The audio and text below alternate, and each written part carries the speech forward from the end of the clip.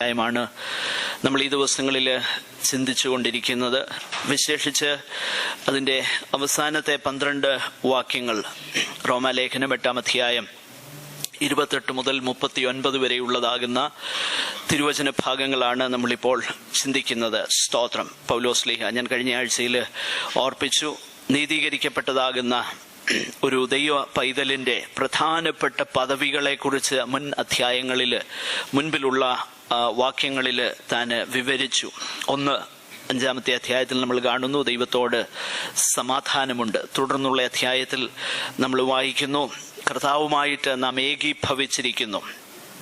3-ാമതായിട്ട് 7-ാം അധ്യായത്തിലേക്ക് കടന്നു വരുമ്പോൾ നാം വായിക്കുന്നു ന്യായപ്രമാണത്തിൽ നിന്ന് നമ്മൾ സ്വതന്ത്രരായിരിക്കുന്നു. 8-ാം അധ്യായത്തിൻ്റെ 1 മുതൽ 27 വരെയുള്ളതാകുന്ന വാക്യങ്ങളിൽ പരിശുദ്ധാത്മാവിലുള്ള ജീവിതത്തെക്കുറിച്ച്, ആ വലിയ പ്രിവിലേജിനെ കുറിച്ച്, പദവിയെക്കുറിച്ച് പൗലോസ്ലീഹ വിശദീകരിച്ചു. തുടർന്ന് ഈ അവസാന വാക്യങ്ങളിലേക്ക് കടന്നു വരുമ്പോൾ വളരെ അതീവ പ്രാധാന്യമുള്ള നിത്യത മുതൽ നിത്യത വരെയുള്ള ദൈവത്തിൻ്റെ പദ്ധതികളെക്കുറിച്ച്, ദൈവത്തിൻ്റെ ആ പ്രത്യേകമാകുന്ന ഉദ്ദേശങ്ങളെക്കുറിച്ചും പൗലോസ്ലീഹ വിശദീകരിക്കുകയാണ്. താൻ ദൈവത്തിൻ്റെ മുൻ അറിവിനെ കുറിച്ച് പറയുന്നു, മുൻ നിർണയത്തെക്കുറിച്ച് പറയുന്നു, ദൈവത്തിൻ്റെ മാറ്റമില്ലാത്ത സ്നേഹത്തെക്കുറിച്ച് പറയുന്നു. ഈ 3 വിഷയങ്ങളാണ് പ്രധാനമായിട്ട് ഈ 12 വാക്യങ്ങളിൽ നമുക്ക് കാണാൻ തക്കവണ്ണം കഴിയുന്നത്. സ്തോത്രം. മുകളിലുള്ളതാകുന്ന വാക്യങ്ങളിൽ പ്രത്യാശയെക്കുറിച്ച് താൻ പറഞ്ഞു. കാണാത്തതാകുന്ന കാര്യത്തിനു വേണ്ടി പ്രത്യാശിക്കുന്നതിനെ കുറിച്ച് നമ്മൾ ചിന്തിച്ചു. ക്രിസ്തീയ പ്രത്യാശ എന്ന് പറയുന്നത് ദൃഢമായ ഉറപ്പുള്ളതാണ്. സ്തോത്രം. അത് അത്രയും ഉറച്ചതാകാൻ കാരണം ദൈവസ്നേഹത്തിലാണ് അത് ഗ്രൗണ്ട് ചെയ്യപ്പെട്ടിരിക്കുന്നത്. ദൈവസ്നേഹത്തിൽ അടിസ്ഥാനപ്പെട്ടിരിക്കുന്നത് കൊണ്ട് അത് വളരെ ഉറപ്പുള്ളതാണ്. ഈ ഉറപ്പുള്ള ഈ ബോധ്യത്തെക്കുറിച്ചാണ് പൗലോസ് തുടർന്ന് ഈ വേദഭാഗത്ത് വിശദീകരിക്കുന്നത്. 3 നിലകളിൽ ആവർത്തിച്ച് താൻ പറയുന്നു. 28-ാമത്തെ വാക്യത്തിൽ തൻ്റെ ഉറച്ച ബോധ്യങ്ങളെ കുറിച്ച് താൻ പറയുന്നു.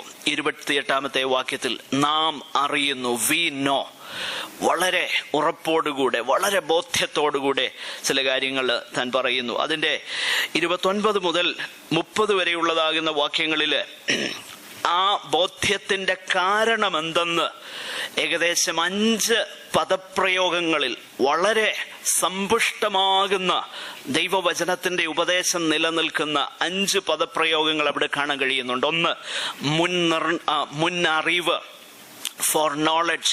2 പ്രീഡെസ്റ്റിനേഷൻ, മുൻ നിർണയം. 3-ാമതായിട്ട് വിളി, കോൾ. 4-ാമതായിട്ട് ജസ്റ്റിഫിക്കേഷൻ. 5-ാമതായിട്ട് മഹത്വീകരണം അല്ലെങ്കിൽ തേജസ്കരണം എന്ന 5 വാക്കുകളിൽ കൂടെ 28-ാമത്തെ വാക്യത്തിലുള്ള കാര്യത്തിൻ്റെ വിശദീകരണമാണ് കൊടുക്കുന്നത്. നമ്മൾ ഈ ദിവസങ്ങളിൽ അത് വളരെ വിശദമായിട്ട് നമ്മൾ ചിന്തിക്കാനാണ് താല്പര്യപ്പെടുന്നത്. കാരണം അത് വളരെ ബേസിക് ആയിട്ടുള്ള, വളരെ അടിസ്ഥാനപരമാകുന്ന വിഷയമാണ്.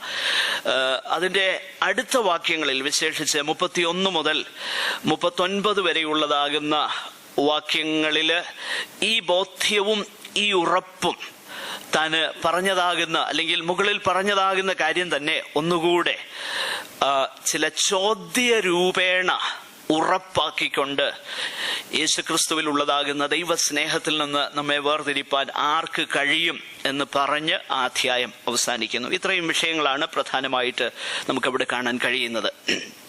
നമുക്ക് പെട്ടെന്ന് മുൻപോട്ട് പോകാം. കഴിഞ്ഞ ആഴ്ചയിൽ വരാത്തവരുടെ അറിവിന് വേണ്ടി ഞാൻ ആ വിഷയം ഒന്ന് പറഞ്ഞതേ ഉള്ളൂ.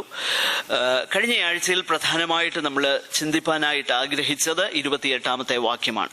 28-ാമത്തെ വാക്യം നമ്മൾ അല്പമായിട്ട് ചിന്തിച്ചു. പൗലോസിൻ്റെ വളരെ ദൃഢമാകുന്ന ഉറച്ച ചില ബോധ്യങ്ങൾ, അതിനെക്കുറിച്ചാണ് നമ്മൾ കണ്ടത്. നേരത്തെ നമ്മൾ ചിന്തിച്ചു, നമുക്കറിയാൻ പറ്റാത്ത കാര്യങ്ങളെക്കുറിച്ച് പൗലോസ് മുകളിൽ പറഞ്ഞിട്ടുണ്ട്.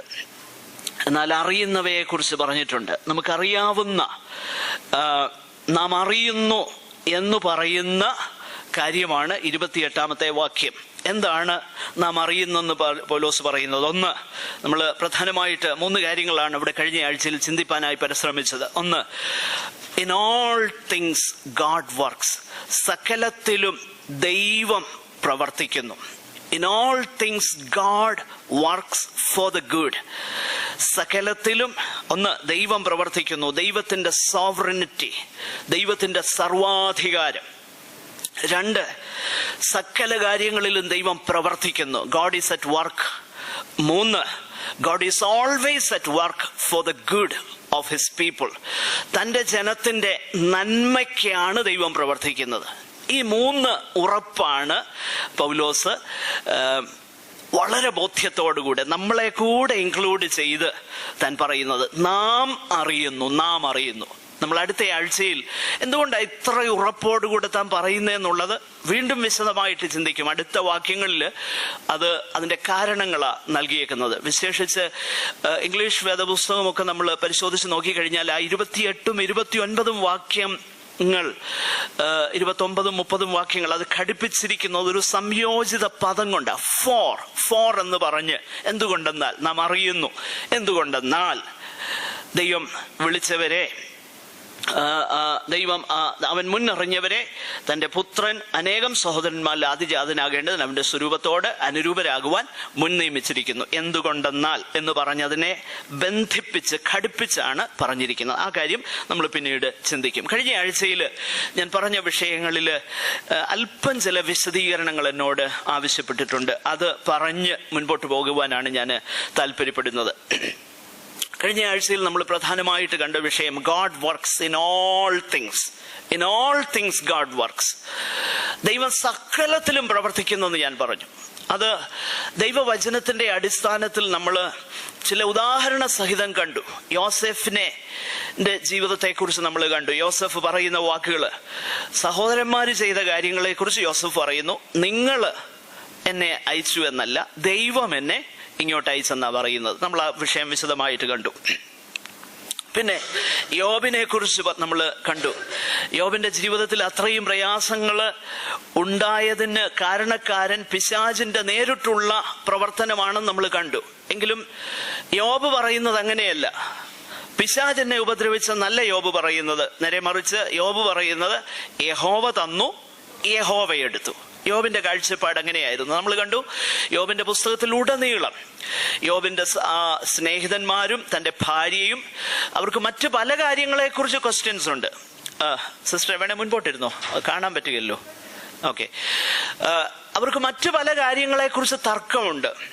ദൈവം നീതിമാനാണോ, ദൈവം നമ്മെ സ്നേഹിക്കുന്നവനാണോ, ഇതൊക്കെ അവർ പറയുന്നുണ്ട്. ദൈവം ഈ ചെയ്ത കാര്യം ശരിയാണോ, ഇതൊക്കെ അവർ ചോദിക്കുന്നുണ്ട്. പക്ഷെ ഒരു കാര്യത്തിൽ അവരെല്ലാം എഗ്രി ചെയ്യുന്നുണ്ട്. യോബും തൻ്റെ ഭാര്യയും തൻ്റെ സ്നേഹിതന്മാരും എല്ലാം ഒന്നിച്ച് എഗ്രി ചെയ്യുന്ന, ഇന്ന് ക്രിസ്തീയ സഭയിൽ പലർക്കും ഇല്ലാത്ത ഒരു ബോധ്യം അവർക്കുണ്ടായിരുന്നു. ഇതിൻ്റെ എല്ലാം സർവാധികാരി ദൈവമാണ്. God works. ആ കാര്യത്തിൽ അവർക്ക് യാതൊരു തർക്കവും ഇല്ലെന്നുള്ളത് നമ്മൾ കണ്ടു. പിന്നീട് നമ്മൾ പല ഉദാഹരണങ്ങൾ കണ്ടു.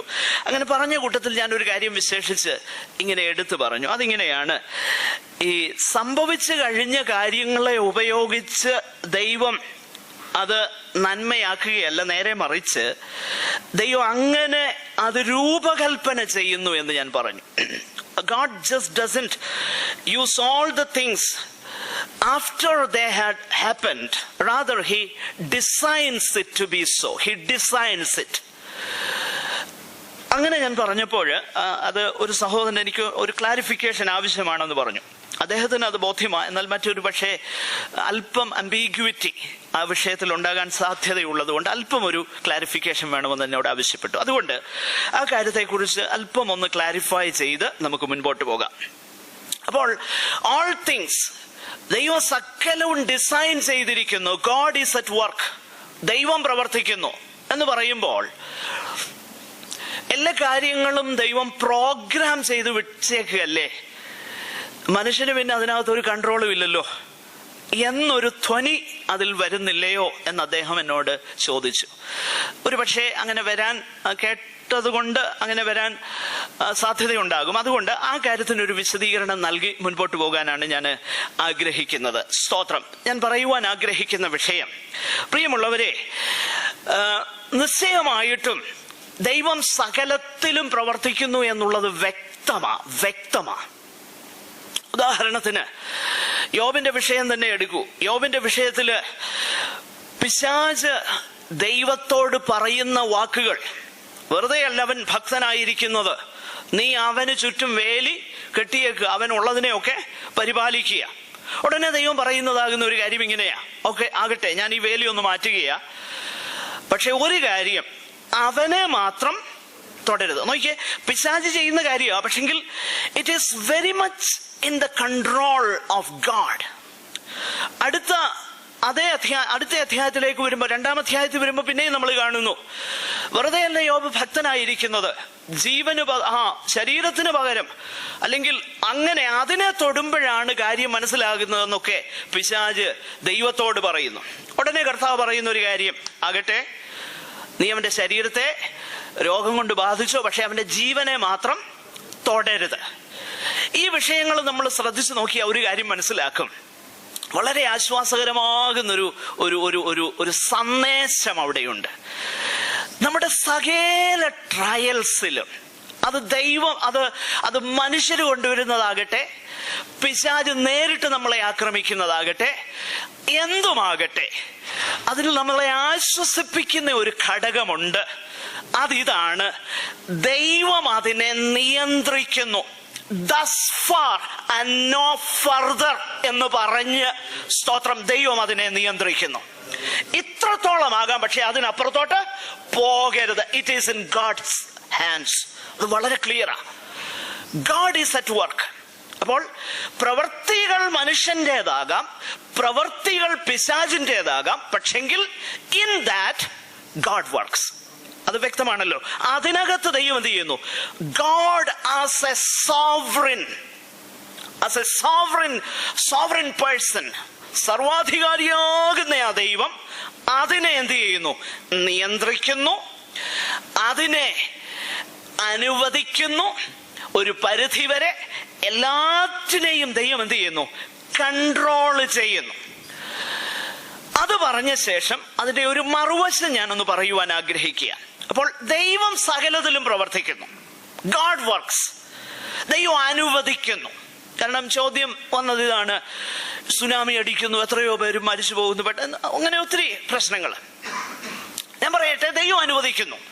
ദൈവം അനുവദിക്കാതെ ഒന്നും സംഭവിക്കുന്നില്ല. ആ കാര്യം നമ്മുടെ ഹൃദയത്തിൽ വളരെ ദൃഢമായിട്ട് നമ്മൾ മനസ്സിലാക്കണം. വളരെ ഉറപ്പുള്ള ഒരു സത്യമാണ്. എന്നാൽ അതേ സമയം തന്നെ ദൈവത്തിന്റെ സോവറിനിറ്റിയെ കുറിച്ച് നമ്മൾ മനസ്സിലാക്കുമ്പോൾ തന്നെ വേദപുസ്തകം മറ്റൊരു കാര്യം കൂടെ നമ്മെ പഠിപ്പിക്കുന്നുണ്ട്. അത് മറ്റൊന്നുമല്ല, മനുഷ്യന്റെ റെസ്പോൺസിബിലിറ്റി, മനുഷ്യന്റെ ഉത്തരവാദിത്വം. ദൈവം പരമാധികാരിയാണ്, ദൈവം സോവറിനാ. പക്ഷെങ്കിൽ സോവറിനായ ദൈവം, പരമാധികാരിയാകുന്ന സർവാധികാരിയാകുന്ന ദൈവം സകലത്തിലും പ്രവർത്തിക്കുമ്പോൾ തന്നെ മനുഷ്യന്റെ പ്രവർത്തികൾക്ക് അവനെ ഉത്തരവാദിയായി ദൈവം കണക്കാക്കുന്നു. ഇത് വേദപുസ്തകത്തിൽ നമ്മൾ ഇനിയും ഇതിനെക്കുറിച്ച് ഫർദർ എക്സ്പ്ലനേഷൻ ഞാൻ തരുമ്പോൾ, വിശേഷിച്ച് അടുത്ത വാക്യങ്ങളിലേക്ക്, ഇന്ന് അതിന് നമുക്ക് നേരമില്ല, അടുത്ത ആഴ്ചകളിൽ നമ്മൾ മുൻ നിർണയത്തെക്കുറിച്ചും മുൻ അറിവിനെ കുറിച്ചും ഒക്കെ പറയുമ്പോൾ ഈ കാര്യങ്ങൾ അല്പം കൂടെ വിശദീകരിക്കും. ഞാൻ പറഞ്ഞല്ലോ, എൻ്റെ വാക്കുകൾക്ക് വലിയ പരിമിതികളുണ്ട്. എന്നാൽ ദൈവവചനത്തിൽ എത്രത്തോളം ഈ കാര്യങ്ങൾ പറയുന്നു, അത്രത്തോളം എനിക്ക് മനസ്സിലാകുന്ന നിലയിൽ നിങ്ങൾക്ക് പറഞ്ഞു തരാൻ ഞാൻ പരിശ്രമിക്കും. അതിന് ഞാൻ വളരെ അധ്വാനിക്കും. ആ കാര്യത്തിൽ ഞാൻ നിങ്ങൾക്ക് ഉറപ്പ് തരുന്നു. എന്നാൽ എല്ലാം മനസ്സിലാക്കി തരാൻ എനിക്ക് കഴിഞ്ഞു എന്ന് വരികയില്ല. അതുകൊണ്ട് പ്ലീസ് ബെയർ വിത്ത് മീ. എൻ്റെ അജ്ഞത നിങ്ങൾ മനസ്സിലാക്കി, നമ്മുടെ എല്ലാവരുടെയും അജ്ഞത മനസ്സിലാക്കി, വിശേഷിച്ച് ഈ വളരെ ബൃഹത്താകുന്ന അത്ഭുതകരമാകുന്ന ദൈവത്തിൻ്റെ പദ്ധതികളെ കുറിച്ചല്ലേ നമ്മൾ പഠിക്കുന്നത്. നമുക്ക് എന്നോ മനസ്സിലാക്കാൻ കഴിയും. അതുകൊണ്ട് നമ്മുടെ അജ്ഞത മനസ്സിലാക്കിക്കൊണ്ട് ദൈവകൃപയിൽ ആശ്രയിച്ച് ദൈവത്തിന്റെ പരിശുദ്ധാത്മാവിനാൽ ദൈവവചനത്തിൽ എഴുതിയിട്ടിരിക്കുന്ന കാര്യങ്ങൾ നമുക്ക് മനസ്സിലാക്കാനായിട്ട് പരിശ്രമിക്കാം. അപ്പോൾ അതിന് ഞാൻ ഈ പറഞ്ഞ കാര്യത്തിന് 1-2 ഇല്ലസ്ട്രേഷൻ പറഞ്ഞ് നമുക്ക് മുൻപോട്ട് പോകാം. അപ്പൊ അത് പെട്ടെന്ന് നമുക്ക് മനസ്സിലാകും. ദൈവത്തിന്റെ പരമാധികാരം, ദൈവത്തിന്റെ സർവാധികാരവും മനുഷ്യന്റെ റെസ്പോൺസിബിലിറ്റിയും. 2 ഉദാഹരണങ്ങൾ ഞാൻ വളരെ നിങ്ങളോട് പഴയ നിയമത്തിൽ നിന്നും പുതിയ നിയമത്തിൽ നിന്നും. പഴയ നിയമത്തിൽ ഞാൻ പറഞ്ഞങ്ങ് പോകാം, വേദഭാഗം ഞാൻ അങ്ങ് പറയാം. 2 ശമൂവേലിന്റെ പുസ്തകം 16-ാം അധ്യായം 5 മുതൽ 12 വരെ ഉള്ളതാകുന്ന വാക്യങ്ങൾ നമ്മൾ വായിച്ചു നോക്കിക്കഴിഞ്ഞാൽ, ദാവീദ് രാജാവ് തൻ്റെ മകനാകുന്ന അബ്ശാലോമിനെ ഭയന്ന് താന് ഓടിപ്പോകുമ്പോൾ ആ പ്രത്യേക സ്ഥലത്ത് ബഹൂരീം കയറ്റത്തെങ്കിൽ അല്ലെ, ആ സ്ഥലത്ത് ചെല്ലുമ്പോൾ ശിമയി എന്ന് പറയുന്ന ബെന്യാമിൻ വംശക്കാരനാകുന്ന ഒരുവൻ ദാവീദിനെ ശപിക്കുന്നു. നീച, രക്തപാതക എന്നൊക്കെ യഹോവയുടെ അഭിഷക്തനെ ശപിക്കുന്നു. അത് ശപിക്കുന്നത് ദാവീദ് കേട്ടപ്പോൾ, അല്ലെങ്കിൽ യോവാബ് എന്ന ദാവീദിന്റെ സൈന്യാധിപൻ കേട്ടപ്പോൾ താൻ പറയുന്ന ഒരു കാര്യമുണ്ട്, ഞാൻ ചെന്ന ചത്ത നായെ വെട്ടിക്കളയട്ടെ എന്ന് പറയുമ്പോൾ ദാവീദ് പറയുന്ന ഒരു മറുപടി ഒന്ന് വായിക്കാമോ? ആ വാക്യം മാത്രം ഒന്ന് വായിച്ചാൽ നന്നായിരിക്കും. അതിന്റെ 2 ശമൂവേൽ 16-ാം അധ്യായം അതിന്റെ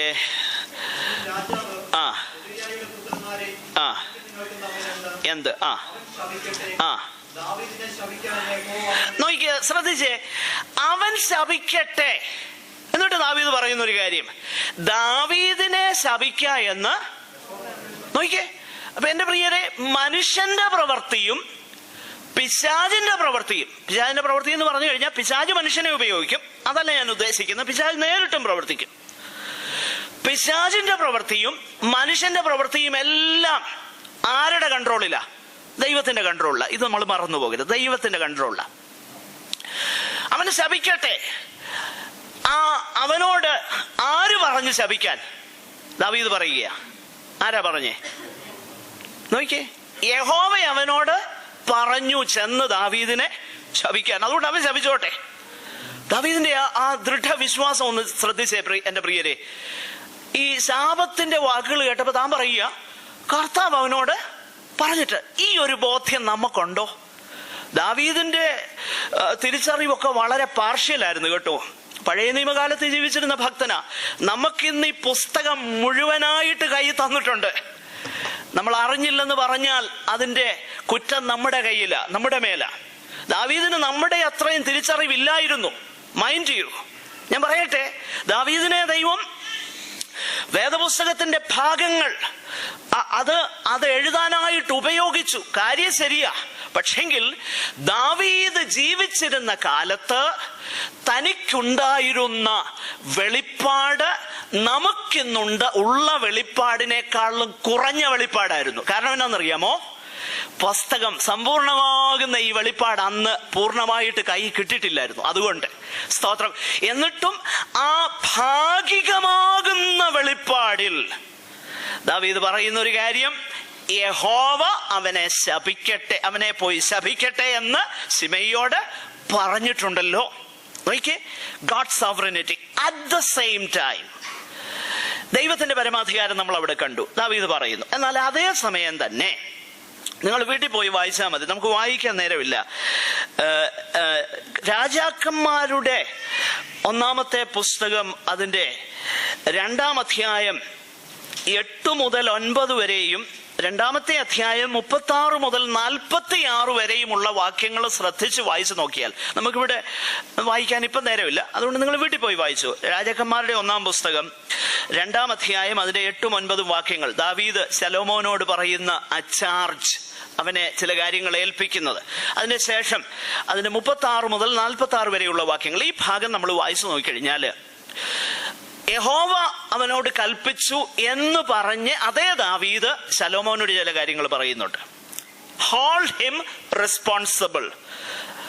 അവിടെ വ്യക്തിപരമാകുന്ന ഒരു പക തീർക്കലല്ല എന്നുള്ളത് നമ്മൾ മനസ്സിലാക്കണം. നേരെ മറിച്ച് ദൈവീകമാകുന്ന ഒരു ശിക്ഷണ നടപടിയാണ്. എന്തുകൊണ്ടാണ് ഞാൻ പറയുന്നതെന്ന് പറയാം.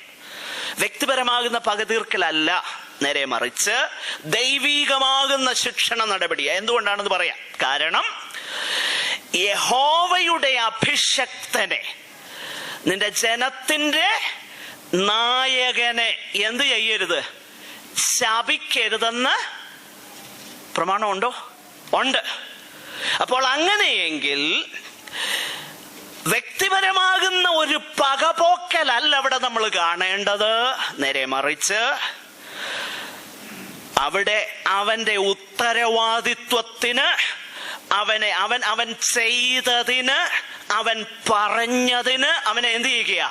ഉത്തരവാദിയാക്കുകയാ. കണ്ടോ? അപ്പോൾ ദൈവത്തിന്റെ സർവാധികാരവും മനുഷ്യന്റെ ഉത്തരവാദിത്വവും, ഈ രണ്ട് കാര്യം നന്നായിട്ട് നമ്മൾ ബാലൻസ് ചെയ്യണം. സ്തോത്രം. മനുഷ്യൻ ചെയ്യുന്ന പറയുന്ന സകലതിനും മനുഷ്യനെ ഉത്തരവാദി ആക്കിയിരിക്കുന്നു, അല്ലെങ്കിൽ അവൻ ഉത്തരവാദിയാണ്, പ്രോഗ്രാംഡ് അല്ല. ഈ കാര്യം വ്യക്തമാകണം. പ്രോഗ്രാംഡ് അല്ല. ദൈവം പ്രവർത്തിക്കുന്നു, ദൈവം സർവാധികാരിയാണ്. ഇത് രണ്ടും ഒരുപക്ഷെ അല്പം കോൺട്രഡിക്ഷനൊക്കെ തോന്നുമെങ്കിലും മനസ്സിലാക്കുക, വചനം അങ്ങനെയാണ് നമ്മളെ പഠിപ്പിക്കുന്നത്. പുതിയ നിയമത്തിൽ നിന്ന് 2 വാക്യങ്ങളൂടെ ഞാൻ പെട്ടെന്ന് തരാം. വചനം കൊണ്ട് തന്നെ, വചനമാണല്ലോ നമ്മളെ ഉറപ്പിക്കുന്നത്. വചനം എന്ന് പറയുന്നു, ഒന്ന് ശ്രദ്ധിക്കാം.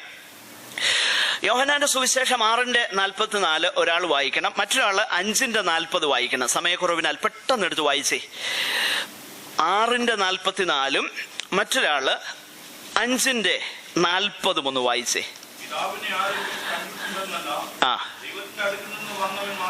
6:44 നോക്കിയേ, കർത്താവ് പറയുന്ന ഒരു കാര്യം, എന്നെ അയച്ച പിതാവ് ആകർഷിച്ചല്ലാതെ അപ്പൊ ആര് ചെയ്യണം? ആർക്കേലും രക്ഷിക്കപ്പെടണമെങ്കിൽ എന്ത് സംഭവിക്കണം? പിതാവ് ആകർഷിക്കണം. ഗോഡ് സോവറിനിറ്റി, രക്ഷാപദ്ധതിയിലുള്ള ദൈവത്തിന്റെ പരമാധികാരം. അതേസമയം തന്നെ ആ വാക്യം മറ്റൊരു വാക്യം കൊണ്ടൊന്ന് ബാലൻസ് ചെയ്യണം. 5:40 ഒന്ന് വായിച്ചേ. ഇത് രണ്ടും ചേർത്ത് വായിക്കണേ. ആദ്യം കർത്താവ് എന്നാ പറഞ്ഞേ? നമ്മൾ 6-ാം അധ്യായത്തിൽ കണ്ടത്, പിതാവ് ആകർഷിച്ചിട്ടല്ലാതെ ആർക്കും എന്റെ അടുക്കൽ വരാൻ പറ്റുകയില്ല.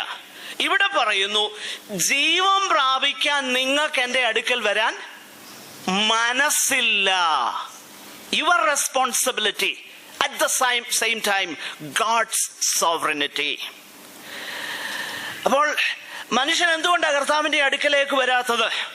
2 ഉത്തരമുണ്ട് അതിന്. ഒന്ന്, അവന് കഴിയത്തില്ല എന്ന് പറഞ്ഞാലും ശരിയാണ്, അവന് മനസ്സില്ലെന്ന് പറഞ്ഞാലും ശരിയാ. മനസ്സിലായോ? അവന് കഴിയത്തില്ല. എന്തുകൊണ്ട് കഴിയത്തില്ല?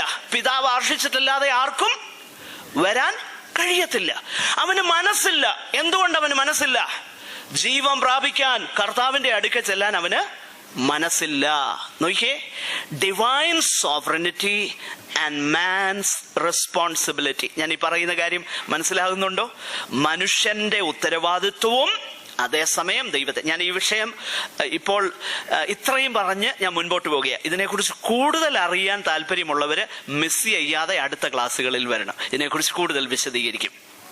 ആകട്ടെ, നമുക്ക് മുൻപോട്ട് പോകാം. അപ്പോൾ ഇത്രയും കാര്യങ്ങൾ എനിക്ക് തോന്നുന്നു പറഞ്ഞ അത്രയും കാര്യങ്ങൾ ക്ലിയർ ആയിരിക്കുമല്ലോ. ഇല്ലെങ്കിൽ എന്നോട് ചോദിച്ച അടുത്ത ആഴ്ച ഞാൻ വീണ്ടും എനിക്കറിയാവുന്ന നിലയിൽ വിശദമാക്കാൻ ഞാൻ പരിശ്രമിക്കാൻ. പ്ലീസ്, കർത്താവ് നമ്മെ സഹായിക്കട്ടെ. എൻ്റെ വാക്കുകളിൽ കുറവായിട്ടുള്ളത് ദയവായിട്ട് ക്ഷമിക്കുക. Please bear with me. എൻ്റെ മനസ്സിൽ ഒത്തിരി ആശയമുണ്ടെങ്കിലും എക്സ്പ്രസ് ചെയ്യാനുള്ള കഴിവൊന്നും എനിക്കില്ല. ദൈവം അതിനുള്ള കൃപ എനിക്ക് തരട്ടെ. നിങ്ങളുടെ ഹൃദയത്തിൽ ദൈവത്തിൻ്റെ പരിശുദ്ധാത്മാവ് അതിന് സഹായിക്കട്ടെ. അതിന് ദൈവകൃപയിൽ ഞാൻ ശരണപ്പെടുന്നു. ആകട്ടെ, നമുക്ക് മുൻപോട്ട് പോകാം. അപ്പോൾ 2 കാര്യങ്ങൾ നമ്മൾ കഴിഞ്ഞ ആഴ്ചകളിൽ കണ്ടു. God works in all things. ദൈവം സകലത്തിലും പ്രവർത്തിക്കുന്നു. ഇനിയും ദൈവം എന്തിനു വേണ്ടിയാ പ്രവർത്തിക്കുന്നത്? നമ്മൾ കഴിഞ്ഞ ആഴ്ചയിൽ അതൊന്ന് സൂചിപ്പിച്ചു പോയി. ദൈവം പ്രവർത്തിക്കുന്നത്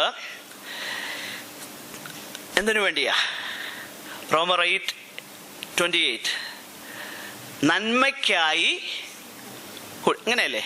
നന്മയ്ക്കായി കൂടി വ്യാപരിക്കും. നമ്മൾ ആ വാക്യത്തിന്റെ മറ്റു ചില പരിഭാഷകളൊക്കെ കണ്ടു. അതുകൊണ്ട് അതിനെക്കുറിച്ച് കൂടുതൽ ഇപ്പൊ വിശദീകരിക്കാൻ നമുക്ക് നേരമില്ല. ദൈവം നന്മയ്ക്കായിട്ട് കൂടി വ്യാപരിപ്പിക്കുന്നു, അല്ലെങ്കിൽ ദൈവം നന്മയ്ക്കായിട്ട് പ്രവർത്തിക്കുന്നു ആകട്ടെ, അങ്ങനെയൊക്കെ നമുക്കതിനെ പറയുവാൻ കഴിയും. അപ്പോൾ ദൈവം എപ്പോഴും നന്മയ്ക്കായിട്ടേ പ്രവർത്തിക്കത്തുള്ളൂ. ദൈവത്തിന്റെ സവിശേഷത എന്ന് പറഞ്ഞാൽ ദൈവം നല്ലവനാ. നല്ലവനാകുന്ന ദൈവം നന്മയല്ലാതെ ഒരു തിന്മയും ചെയ്യത്തില്ല. എന്നാൽ ഈ നന്മ എന്താണെന്ന് നമ്മൾ മനസ്സിലാക്കണം. പ്രിയമുള്ളവരെ, പലപ്പോഴും നമ്മുടെ ഈ ലോക ജീവിതത്തിൽ എല്ലാ കാര്യങ്ങളും ദൈവം ചെയ്യുന്ന നമുക്ക് മനസ്സിലാകാൻ പറ്റത്തില്ല. We don't know why God does it. We do not know why. എന്തുകൊണ്ട് നമുക്കറിയത്തില്ല. പക്ഷെ ഒരു കാര്യം അറിയാം, നല്ലവനാകുന്ന ദൈവം നമ്മുടെ ദൃഷ്ടിയിൽ തിന്മയെന്ന് തോന്നുന്ന ഒരു കാര്യം പോലും ആത്യന്തികമാകുന്ന നന്മ ചെയ്യാനാണ് ദൈവം പ്രവർത്തിക്കുന്നത്. ഈ നന്മ എന്ന് പറഞ്ഞാൽ നമ്മൾ ഒരു കാര്യം വളരെ പെട്ടെന്ന് നമ്മുടെ മനസ്സിലേക്ക് വരണം. എന്താണ് നന്മയെന്ന് പൗലോസ് അവിടെ അർത്ഥമാക്കുന്നത്? ഞാൻ പറഞ്ഞു, അതിന്റെ 29, 30 വാക്യങ്ങളാണ്. ഈ 28-ാം വാക്യത്തിന്റെ എക്സ്പ്ലനേഷൻ ആ 29, 30 വാക്യങ്ങൾ. അപ്പോൾ നന്മയെന്ന് പറഞ്ഞാൽ, ഞാൻ കഴിഞ്ഞ ആഴ്ച ഇച്ചിരി മുമ്പേ പറഞ്ഞു, ഫോർ എന്തുകൊണ്ടെന്നാൽ എന്ന് പറഞ്ഞ് അവൻ, അതിന്റെ അടുത്ത വാക്യം ഒന്ന് വായിക്കാമോ?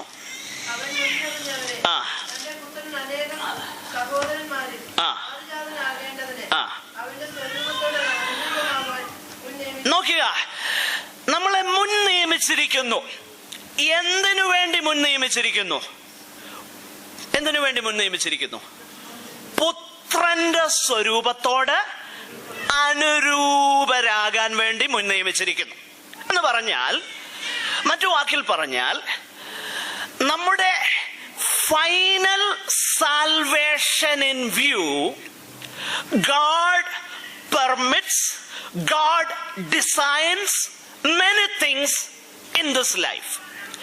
നമ്മുടെ ആത്യന്തികമാകുന്ന രക്ഷ മുൻനിർത്തിക്കൊണ്ട് നിത്യജീവനു വേണ്ടി ആവശ്യമുള്ളതൊന്നും നമുക്ക് നിഷേധിക്കാതെയും നിത്യജീവന് തടസ്സമാകുന്ന സകലതിനെയും മാറ്റിയും നമ്മെ ആത്യന്തികമാകുന്ന നന്മയിലേക്ക് ദൈവം കൊണ്ടുവരുമെന്നാണ് വേദപുസ്തകം നമ്മളെ പഠിപ്പിക്കുന്നത്.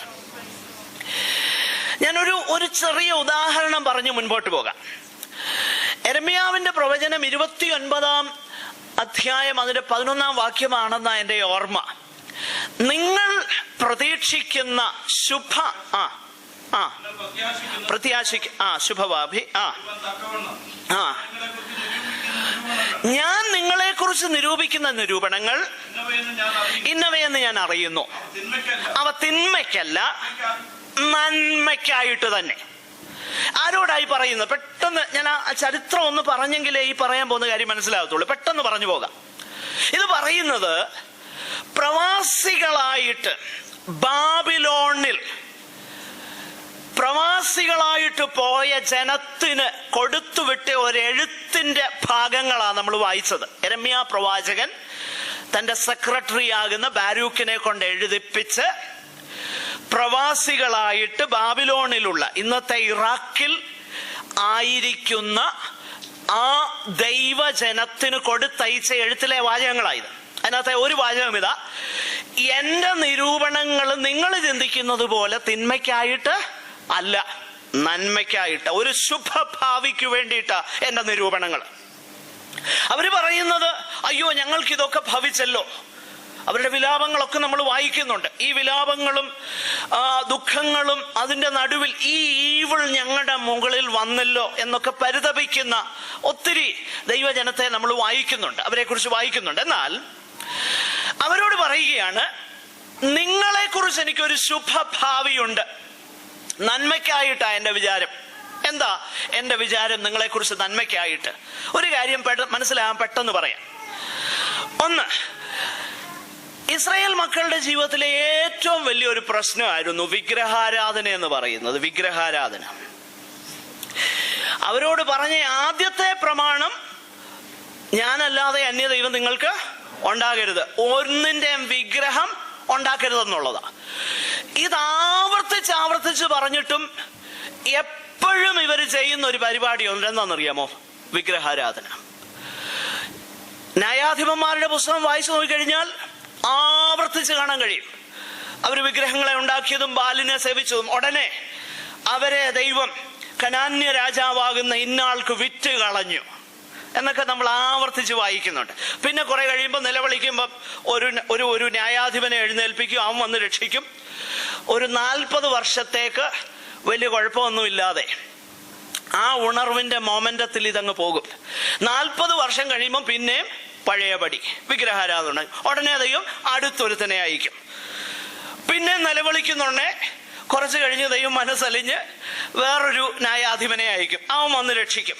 അവൻ വന്ന് രക്ഷിച്ചു കഴിഞ്ഞ് കുറച്ചു നാൾ ഭയങ്കര ഉണർവോടുകൂടെ പോവും, പിന്നെയും പഴയപടി. എത്ര ന്യായാധിപന്മാരെയും പ്രവാചകന്മാരെയും അയച്ചിട്ടും നീക്കാൻ മനസ്സില്ലാത്ത ഒരു പാപമായിരുന്നു ഇസ്രായേല്യരുടെ ജീവിതത്തിൽ വിഗ്രഹാരാധന. ദൈവം ഒരു കാര്യം ചെയ്തു. അവസാനം വിഗ്രഹങ്ങൾ നിറഞ്ഞിരിക്കുന്ന ബാബിലോണിലേക്ക് ഇവരെ അയച്ചു. നോക്കണേ, വിഗ്രഹാരാധനയിൽ നിന്ന് ഇവരെ വിടുവിക്കാൻ എങ്ങോട്ട് അയച്ചു? വിഗ്രഹാരാധികളുടെ നടുവിലേക്ക് അയച്ചു. പ്രിയമുള്ളവരെ, നമ്മൾ ഒരു കാര്യം മനസ്സിലാക്കേണ്ടത്, ബാബിലോണ്യ പ്രവാസത്തിന് ശേഷം ഇസ്രായേൽ മക്കളുടെ ചരിത്രം പരിശോധിച്ച് നോക്കുക, ഒരു സമയം പോലും അവർ വിഗ്രഹാരാധികളായി തീർന്നില്ല. അപ്പൊ ദൈവം ഒരു കാര്യം ഉദ്ദേശിച്ചു, അത് ചെയ്യാൻ ചില കാര്യങ്ങൾ ദൈവം അനുവദിച്ചു. ദൈവം ഉദ്ദേശിച്ച നന്മയെന്നുള്ളത് എൻ്റെ ജനം, അവർക്കും എനിക്കുമിടയിൽ ഒന്നുമില്ലാതെ അവരെന്നെ സ്നേഹിക്കണം. ദൈവം ഒരു നന്മ പ്ലാൻ ചെയ്തു. അതിനുവേണ്ടി നോക്കിയാൽ തിന്മ ദൈവം അനുവദിച്ചു. പക്ഷെങ്കിൽ ശുഭഭാവി എന്താണെന്നറിയാമോ? ആത്യന്തികമാകുന്ന നന്മ.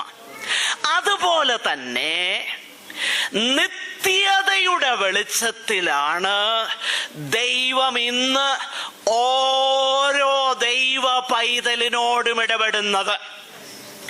നിത്യതയുടെ വെളിച്ചം എന്ന് പറഞ്ഞാൽ, അവിടെ ഞാൻ അടുത്ത ആഴ്ചയിൽ അത് വിശദീകരിക്കാമെങ്കിലും അത് പറഞ്ഞു പോകട്ടെ. ഞാനൊരു കാര്യം പറയാം. കർത്താവ് ഈ ഭൂമിയിലേക്ക് വന്നത് ഒരു സൗകര്യപൂർവമാകുന്ന ഒരു ജീവിതം നമുക്ക് ഉണ്ടാക്കി തരാൻ വേണ്ടിയിട്ടല്ല, പിന്നെയോ നിത്യജീവൻ തരാൻ വേണ്ടിയിട്ടാ.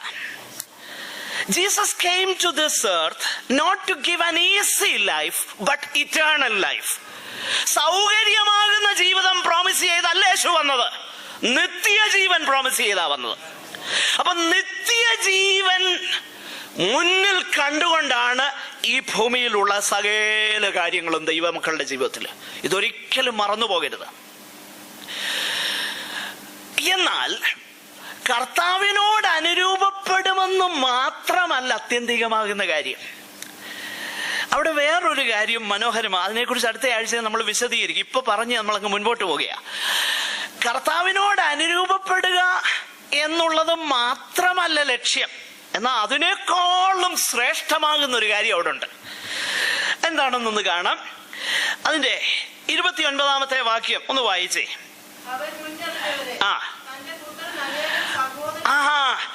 അപ്പോൾ ആർക്കാണ് അവിടെ പ്രാധാന്യം കൊടുത്തേക്കുന്നത്? നമ്മക്കാണോ കർത്താവിനാണോ? ഒന്ന് ശ്രദ്ധിച്ചേ ആ വാക്യം. തന്റെ പുത്രൻ. അപ്പൊ നമ്മളെ ആരോട് അനുരൂപപ്പെടുത്തുന്നു? കർത്താവിനോട് അനുരൂപപ്പെടുത്തുന്നു. അത് നന്മയാ. എന്നാൽ അതിനേക്കാൾ ആത്യന്തികമാകുന്ന ഒരു കാര്യമാണ് പൗലോസ് അവിടെ പറയുന്നത്. അത് മാത്രമല്ല, നമ്മിൽ റിവോൾവ് ചെയ്യുന്ന ഞാൻ എങ്ങനേലും അങ്ങ് സ്വർഗത്തിൽ ചെല്ലണം എന്നതുപോലുമല്ല ദൈവത്തിന്റെ പ്ലാന്. ഞാൻ പറയുന്നത് മനസ്സിലാകുന്നുണ്ടോ? അതിനേക്കാൾ ഉപരി ഞാൻ സ്വർഗത്തിൽ ചെല്ലുമ്പം അവിടെ വേറൊരു കാര്യം സംഭവിക്കും. തന്റെ പുത്രൻ അനേകം സഹോദരന്മാരിൽ ആദ്യജാതനാകുമെന്ന് പറഞ്ഞാൽ നമ്മളെ ദൈവം വീണ്ടെടുത്തതും നമ്മളെ തേജസ്കരിക്കാൻ പോകുന്നതും പുത്രന്റെ മഹത്വത്തിന് വേണ്ടിയിട്ടാ. പുത്രന്റെ മഹത്വത്തിന് വേണ്ടിയിട്ടാ. For the praise of his glory. അതുകൊണ്ടല്ലേ എഫേസ്യ ലേഖനത്തിൽ പറയുന്നത്, അവന്റെ കൃപയുടെ ധനത്തെ, മഹത്വത്തെ വരും കാലങ്ങളിൽ കാണിക്കേണ്ടതിന്. സ്തോത്രം. നമ്മൾ സ്വർഗത്തിൽ ചെല്ലുക എന്നതുകൊണ്ട് തീരുന്നില്ല. അതിനേക്കാളും വലിയ കാര്യം നമ്മുടെ കർത്താവിന് വേണ്ടിയാ നമ്മെ വീണ്ടെടുത്തിരിക്കുന്നതെന്നുള്ള ബോധ്യം നമുക്കുണ്ടാകണം. ദൈവനാമത്തിന്റെ, തന്റെ പുത്രൻ മഹത്വപ്പെടേണ്ടതിന്. അപ്പോ ആത്യന്തികമാകുന്ന നന്മ നിശ്ചയമായിട്ടും നമ്മുടെ ഫൈനൽ സാൽവേഷൻ ആണ്. എന്നാൽ അത് നയിക്കുന്നത് തന്റെ പുത്രന്റെ മഹത്വത്തിന് വേണ്ടിയിട്ട്. എന്റെ പ്രിയരെ, നമ്മുടെ ഈ ലിറ്റിൽ വേൾഡിൽ നമുക്ക് ചുറ്റും, നമ്മുടെ സ്വയത്തിന് ചുറ്റും, നമ്മുടെ സ്വാർത്ഥ താല്പര്യങ്ങൾക്ക് ചുറ്റും കറങ്ങിയുള്ള ഈ ആത്മീക ജീവിതം, നമ്മുടെ സ്വാർത്ഥ താല്പര്യങ്ങൾ സാധിച്ചെടുക്കാനുള്ള ഉപാധിയായിട്ടുള്ള പേരിനുള്ള ദൈവഭക്തി നിർത്തിയിട്ട് നമ്മൾ കർത്താവിന് വേണ്ടി ജീവിക്കാൻ തുടങ്ങണം. കർത്താവിന് വേണ്ടി ജീവിക്കാൻ തുടങ്ങണം കേട്ടോ. അതുകൊണ്ടാ ഈ ലേഖനത്തിൽ തുടർന്ന് പറയുന്നത്, നാം ആരും തന്നെ നമുക്കായിട്ട് വേണ്ടി ജീവിക്കുന്നില്ല, നമുക്ക് വേണ്ടി മരിക്കുന്നുമില്ല. നാം ജീവിച്ചാലും മരിച്ചാലും നാം കർത്താവിനുള്ളവരാ. ഓ ആ ഭാഗ്യം ഒന്ന് ശ്രദ്ധിച്ചേ. പാപിയാകുന്ന എന്നെ വീണ്ടെടുത്തിട്ട് എന്നെ സ്വപുത്രന്റെ തേജസ്സിനോട് അനുരൂപപ്പെടുത്തിയിട്ട് അതുകൊണ്ട് തീരുന്നില്ല, എന്നിൽ കൂടെ പുത്രന്റെ നാമം ഉയർത്താൻ കരുണ തോന്നുന്ന ദൈവം തമ്പുരാന് നമ്മൾ സ്തോത്രം ചെയ്യണം. നമ്മുടെ ഭാഗ്യം എത്ര വലുതാണ് യേശു കർത്താവിൽ. അപ്പോൾ നന്മയ്ക്കായിട്ട് എന്ത് ചെയ്യുന്നു? കൂടി വ്യാപരിപ്പിക്കുന്നു. ഈ കാര്യം മറന്നു പോകരുത്. ദൈവം നന്മയ്ക്കായിട്ട് ചെയ്യുന്നു. അപ്പോൾ ഗാഡ് വർക്ക്സ്, ദൈവം പ്രവർത്തിക്കുന്നു, സകലത്തിലും പ്രവർത്തിക്കുന്നു, നന്മയ്ക്കായി പ്രവർത്തിക്കുന്നു. ഇനിയും അടുത്ത രണ്ട് പദങ്ങൾ, അതിൽ ഒരെണ്ണം ഇപ്പോൾ നമ്മൾ വിശദീകരിക്കും, മറ്റേ പദം പിന്നീട്. ഇന്ന് നമുക്ക് സമയമില്ലാത്തത് കൊണ്ട് പിന്നീട് നമ്മൾ വിശദീകരിക്കും. ഇതിന് ഒരു നെസസറി ലിമിറ്റേഷൻ അവിടെ നമ്മൾ കാണുന്നുണ്ട്. ആർക്കാണ് സകലവും നന്മയ്ക്കായി കൂടി വ്യാപരിക്കുന്നത്? രണ്ട് കാര്യങ്ങൾ പറയുന്നു. ഒന്ന്, ദൈവത്തെ സ്നേഹിക്കുന്നവർക്ക്, നിർണയപ്രകാരം വിളിക്കപ്പെട്ടവർക്ക് തന്നെ. സ്തോത്രം. അപ്പോൾ എല്ലാവർക്കും എല്ലാ കാര്യങ്ങളും നന്മയ്ക്കായിട്ട് കൂടി വ്യാപരിച്ചുകൊണ്ടിരിക്കുകയല്ലെന്നുള്ളത് മനസ്സിലാകണം. ഈ വാക്യം ചുമ്മാതെടുത്ത് ഉപയോഗിക്കാനുള്ളതല്ല, സൗകര്യപൂർവമായിട്ട് എടുത്ത് പറയാനുള്ളതല്ല. എല്ലാവർക്കും എല്ലാ കാര്യവും നന്മയ്ക്കായിട്ട് കൂടി വ്യാപരിക്കത്തില്ല. പിന്നെ ഇതിനൊരു കണ്ടീഷൻ വെച്ചിട്ടുണ്ട്. ദൈവത്തെ സ്നേഹിക്കുന്നവർക്ക്. അത് തന്നെ ഇന്ന് വിശദീകരിക്കാനുള്ള നേരമേ ഉള്ളൂ. മറ്റേ നിർണയപ്രകാരം വിളിക്കപ്പെട്ടവര് നമ്മൾ അടുത്ത ആഴ്ചയിൽ ചിന്തിക്കും. നോക്കുക, ദൈവത്തെ സ്നേഹിക്കുന്നവർക്കാണ് നന്മയ്ക്കായിട്ട് കൂടി വ്യാപരിക്കുന്നത്. എന്താണ് പ്രിയമുള്ളവരെ പൗലോസ് ഇവിടെ അർത്ഥമാക്കുന്നത്? നാം ഒരു കാര്യം മനസ്സിലാക്കണം. ദൈവവചനത്തിലെ ഏറ്റവും പ്രാധാന്യമുള്ള കൽപ്പനയെന്ന് പറയുന്നത് നാം ദൈവത്തെ സ്നേഹിക്കണമെന്നുള്ളതാണ്. ദൈവത്തെ സ്നേഹിക്കണം. ഒന്ന് രണ്ട് വാക്യങ്ങൾ വായിക്കേണ്ടത് ആവശ്യമാണ്. അതുകൊണ്ട് അത് വായിക്കാം. ആവർത്തന പുസ്തകം 6:5, മർക്കോസിന്റെ സുവിശേഷം 12:30. രണ്ടും ഒരു കാര്യം തന്നെയാ പറയുന്നതെങ്കിലും അത് രണ്ട് വാക്യം ഒന്ന് വായിക്കുന്നത്.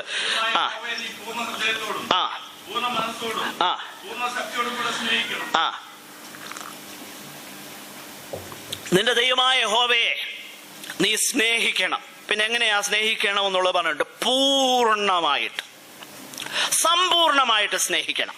ആകട്ടെ. മാർക്കോസ് 12:30 അത് സെയിം വേഴ്സ് തന്നെ, ഒന്നുകൂടെ ഒന്നെങ്കിൽ വായിച്ചു. ആ ആ ആ എന്നാകുന്നു അതിന്റെ മുകളിൽ ആ കൽപ്പന അല്ലേ? അതിന്റെ മുകളിൽ ഒന്ന് വായിച്ചേ, മുകളിലത്തെ പദം.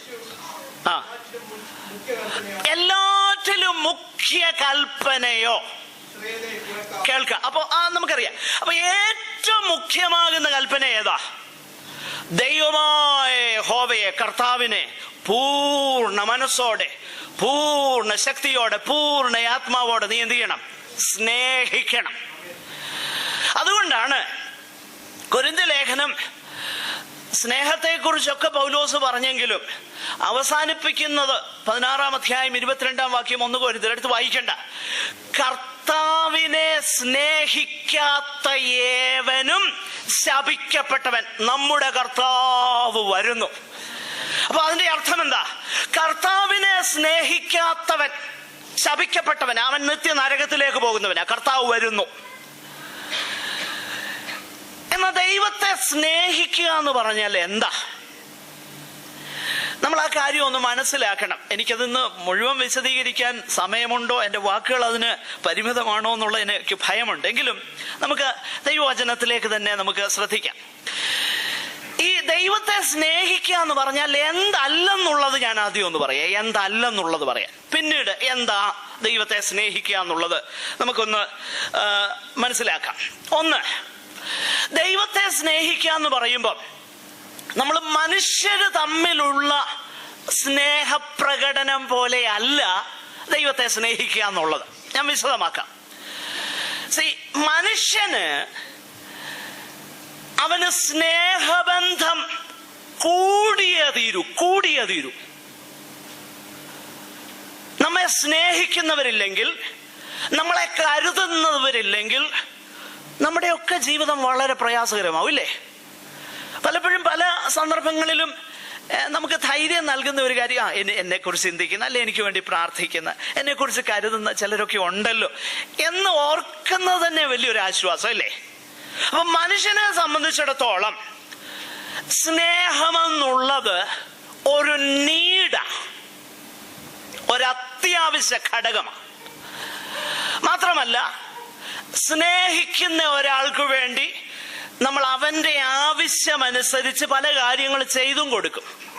He needs it. അത് മനസ്സിലാകുമ്പോൾ എൻ്റെ സ്നേഹത്തിന്റെ പ്രകടനമായിട്ട് ഞാൻ പല കാര്യങ്ങൾ ചെയ്തെന്നും വരാം. എന്നാൽ ദൈവത്തെ സ്നേഹിക്കുക എന്ന് പറയുമ്പോൾ പ്രാഥമികമായിട്ട് നമ്മൾ ഇതല്ല മനസ്സിലാക്കേണ്ടത്. എന്ന് പറഞ്ഞാൽ ദൈവത്തിന് ഒരർത്ഥത്തിലെന്നല്ല, കൃത്യമായി പറഞ്ഞാൽ നമ്മുടെ സ്നേഹത്തിന്റെ ആവശ്യമൊന്നുമില്ല. ഞാൻ വിശദമാക്കാം. ദൈവത്തിന് നമ്മുടെ സ്നേഹത്തിന്റെയോ പരിചരണത്തിന്റെയോ ആവശ്യമില്ല. വ്യക്തമാക്കാം.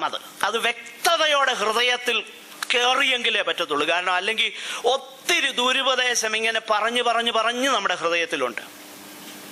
പറഞ്ഞ് ഇരിക്കുന്നതെന്നറിയാമോ? പറഞ്ഞു വെക്കുന്നത് ദൈവം ഒരു സ്തുതി കൊതിയനാണെന്നും, അവനെ സ്തുതിച്ചോണേ. അവൻ, എന്റെ പ്രിയരെ, ദൈവത്തിന് ഇതിന്റെ ഒന്നും ആവശ്യമില്ല. എന്തെങ്കിലും അവൻ ആവശ്യമുണ്ടെങ്കിൽ അവിടുന്ന് ദൈവമല്ല. ഞാൻ പറയുന്നത് മനസ്സിലാകുന്നുണ്ടോ? If God needs something, then he is not God. ഞാൻ വ്യക്തമാക്കാം. ഒരു വാക്യം വായിച്ചിട്ട് നമുക്ക് മുൻപോട്ട് പോകാം. ദൈവത്തിന് ഒന്നിന്റെ ആവശ്യമില്ല. ദൈവം തന്നിൽ തന്നെ സർവസമ്പൂർണനാ. കേട്ടോ? ദൈവം തന്നിൽ തന്നെ സർവസമ്പൂർണനാ. അവിടുത്തേക്ക് ഒന്നിന്റെ ആവശ്യമില്ല.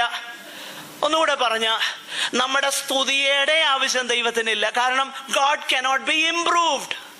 നമ്മൾ കുറെ സ്തുതിച്ച് ദൈവത്തിന് കുറെ ഇമ്പ്രൂവ്മെന്റ് ഒന്നും ഉണ്ടാക്കണ്ട. ഞാനിത് പറയുമ്പോൾ എന്നെ തെറ്റിദ്ധരിക്കല്ലോ. ഇനി നാളെ ഈ ഉപദേശി പറഞ്ഞു സ്തുതിക്കണ്ട എന്നും പാടണ്ട എന്നൊക്കെ പറഞ്ഞു. അയ്യോ, ദയവ് ചെയ്ത് അങ്ങനെയല്ല ഞാൻ അർത്ഥമാക്കുന്നത്. ഞാൻ പറഞ്ഞു വരുന്നത് അതുപോലെ മനസ്സിലാക്കണം. God doesn't need a thing. ദൈവത്തിന് അതിൻ്റെ ആവശ്യമില്ല. ഒരു വാക്യം വായിച്ചേ, വാക്യം തന്നില്ലെങ്കിൽ അത് മനസ്സിലാകാൻ ബുദ്ധിമുട്ടാണ്. അപ്പോസ്തലപ്രവൃത്തി 17:25. സ്നേഹമെന്ന് പറഞ്ഞാൽ, ദൈവത്തെ സ്നേഹിക്കുക എന്ന് പറഞ്ഞാൽ എന്തല്ല എന്നുള്ളത് ആദ്യം പറഞ്ഞു പോകാം, പിന്നീട് എന്താണെന്നുള്ളത് മനസ്സിലാക്കാം.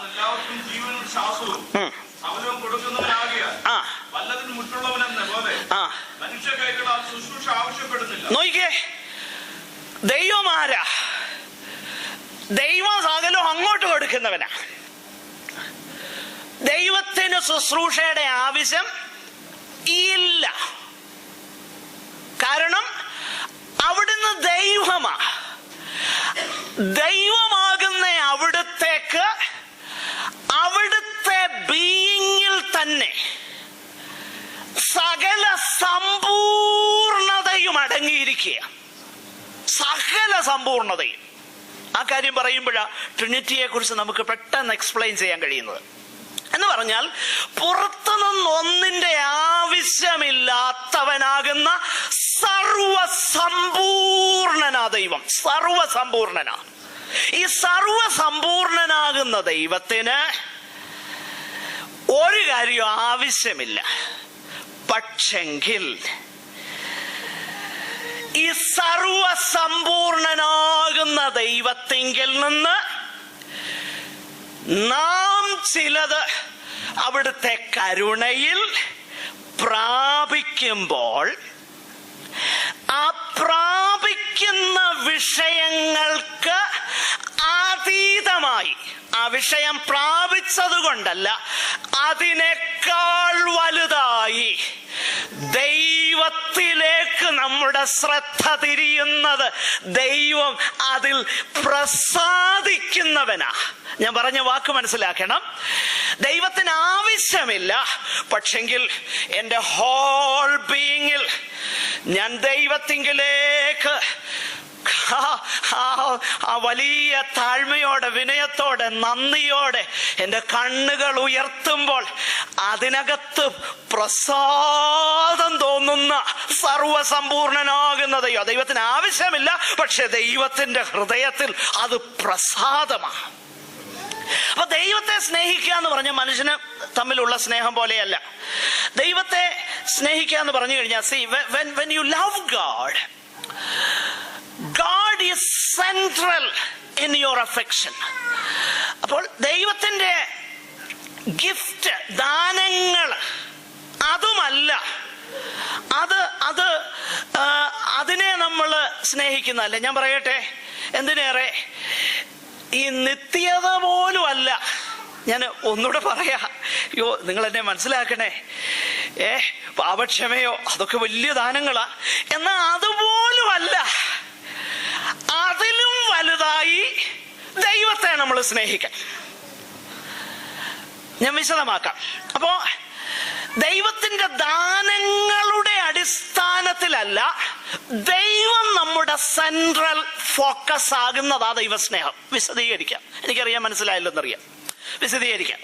അടുത്ത കാര്യം, പ്രിയമുള്ളവരെ, ദൈവത്തെ സ്നേഹിക്കുക എന്ന് പറഞ്ഞു കഴിഞ്ഞാൽ ചില കൽപ്പനകളെ കാത്തുകൊള്ളുന്നതല്ല ദൈവസ്നേഹം. കർത്താവ് പറയുന്ന അത് ഞാൻ വിശദമാക്കാം. കാരണം യോഹന്നാന്റെ സുവിശേഷത്തിൽ ഒരു വാക്യമുണ്ടല്ലോ, നിങ്ങൾ എന്നെ സ്നേഹിക്കുന്നുവെങ്കിൽ എൻ്റെ കൽപ്പനകളെ കാത്തുകൊള്ളും. എന്നാൽ കൽപ്പനകളെ കാക്കുന്നതല്ല സ്നേഹം. പിന്നെയോ കൽപ്പനകൾ കാക്കാനായി നമ്മെ പ്രേരിപ്പിക്കുന്ന ഘടകമെന്താ? അതാ സ്നേഹം. ഞാൻ വിശദമാക്കാം. കൽപ്പന വേണമെങ്കിൽ പ്രമാണിക്കാം.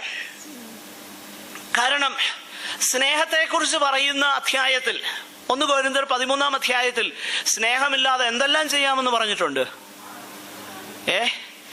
സ്നേഹമില്ലാതെ മനുഷ്യന്റെ ഭാഷയിൽ സംസാരിക്കാം, ദൂതന്മാരുടെ ഭാഷയിൽ സംസാരിക്കാം. സ്നേഹമില്ലാതെ പിന്നെന്തോ ചെയ്യാൻ കഴിയും? നമുക്കുള്ളത് മുഴുവൻ ദാനം ചെയ്യാൻ കഴിയും സ്നേഹമില്ലാതെ പിന്നെ ശരീരം ചുടുവാൻ ഏൽപ്പിക്കാൻ കഴിയും. അപ്പൊ സ്നേഹമില്ലാതെ ഇതൊക്കെ ചെയ്യാൻ കഴിയും. എന്നാൽ ദൈവസ്നേഹമെന്ന് പറഞ്ഞാൽ കേവലം കൽപ്പന കാക്കുന്നതല്ല, പിന്നെയോ കൽപ്പന കാക്കാൻ നമ്മെ പ്രേരിപ്പിക്കുന്ന ഘടകം ദൈവസ്നേഹമാകുമ്പോഴാണ് അത് സ്നേഹമാകുന്നത്. ഞാൻ വ്യക്തമാക്കാം. കർത്താവ് പറഞ്ഞല്ലോ, പത്രോസ്ലീഹായോട് പറയുന്നുണ്ട്, നീ എന്നെ സ്നേഹിക്കുന്നോ?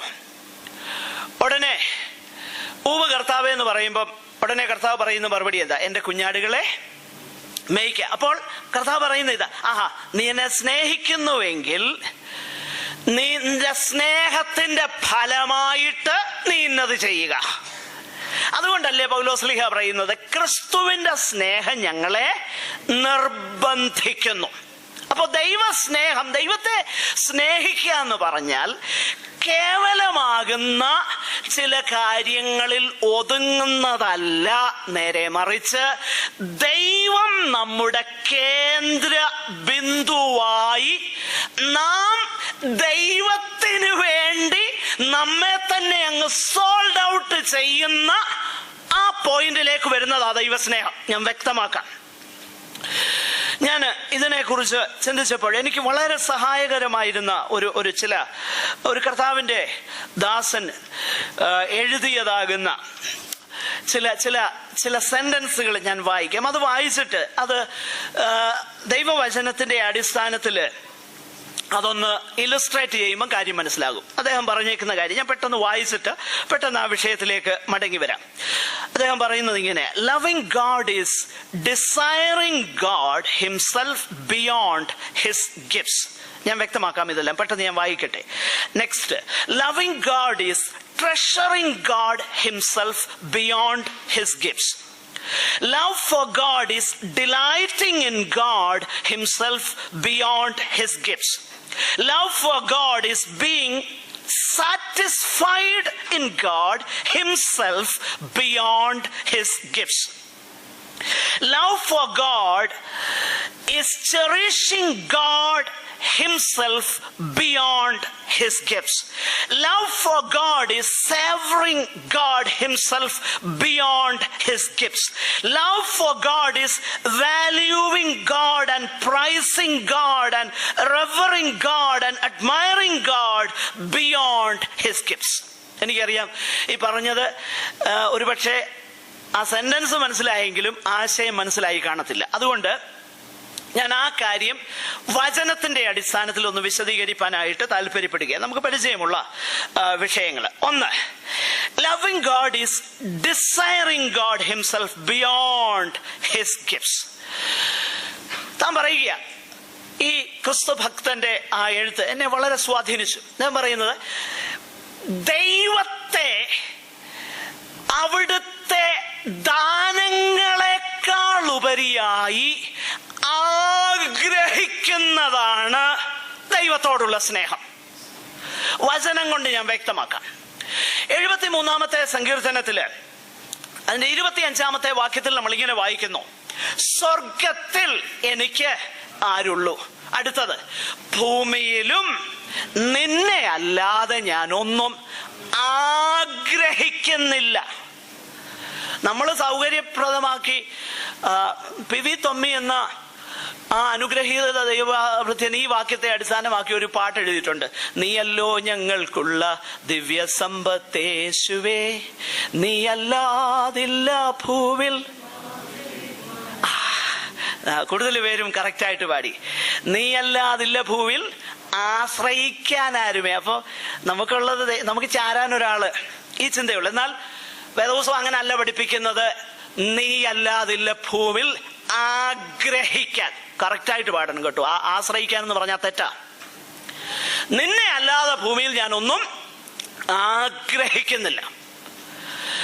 അപ്പോഴേ ഈ 42-ാം സങ്കീർത്തനത്തിലെ സങ്കീർത്തനക്കാരൻ പറയുന്ന ആ കാര്യവും നമ്മുടെ മനസ്സിലേക്കൊന്ന് വരണേ. അതായത് താൻ പറയുന്നത് ഇങ്ങനെയാ: മാൻ നീർത്തോടുകളിലേക്ക് ചെല്ലുവാൻ കാക്ഷിക്കുന്നത് പോലെ ദൈവമേ. 42-ാം സങ്കീർത്തനം വന്നു. അതെ, എന്റെ ആത്മാവ് നിന്നോട്, എന്നിട്ട് പറയും ജീവനുള്ള ദൈവത്തോടുള്ള എന്റെ വാഞ്ച. അപ്പോ നോക്കിക്കേ, അതിനെ ഇലസ്ട്രേറ്റ് ചെയ്തിരിക്കുന്ന ഒന്ന് ശ്രദ്ധിക്കണം. എന്റെ വിശപ്പും എന്റെ ദാഹവും എല്ലാം ആർക്കു വേണ്ടിയിട്ടാ? ജീവനുള്ള ദൈവത്തിന് വേണ്ടിയിട്ട് എപ്പം ഞാൻ ദൈവസന്നിധാനത്തിൽ ചെല്ലാനിടയായി തീരും. രാവും പകലും എൻ്റെ കണ്ണുനീരെൻ്റെ ആഹാരമായിരിക്കുന്നു.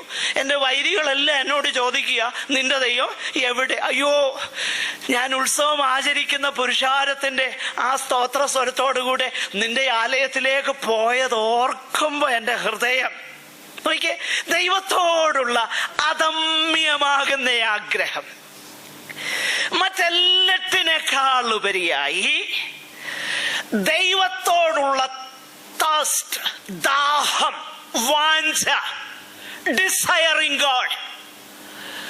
ഇനി ഭക്തി എന്ന് പറഞ്ഞാൽ എന്താണെന്നുള്ളത് നമ്മൾ മനസ്സിലാക്കണം. ഭക്തിയിലെ പ്രധാനപ്പെട്ട ഘടകം 3. വചനത്തിൽ വാക്യങ്ങൾ എടുത്ത് ഉദാഹരിക്കണമെങ്കിൽ സമയമില്ലാത്തതുകൊണ്ട് ഞാൻ പെട്ടെന്ന് പറഞ്ഞു പോവാം. 1, ദൈവത്തെ ഭയപ്പെടുക. 2, ദൈവത്തെ സ്നേഹിക്കുക. 3, ദൈവത്തെ വാഞ്ചിക്കുക. ഭക്തി എന്നുള്ളതിനെ ഡിഫൈൻ ചെയ്താൽ ഈ 3 കാര്യങ്ങളാണ് നമുക്ക് കിട്ടുന്നത്. 1, ദൈവത്തെ ഭയപ്പെടുക, ദൈവത്തെ സ്നേഹിക്കുക, ദൈവത്തെ വാഞ്ചിക്കുക. ഈ 3 കാര്യങ്ങളൂടെ ചേർന്നതാ ഭക്തി. അപ്പൊ ഇത് ഞാനൊന്ന് ഇലസ്ട്രേറ്റ് ചെയ്യാൻ പോകാം. അപ്പൊ കാര്യം പെട്ടെന്ന് പിടികിട്ടും. നിങ്ങൾ എൻ്റെ ഒപ്പം വരണേ, ആരും ശ്രദ്ധ വിറങ്ങും കൊണ്ടുപോകല്ലേ.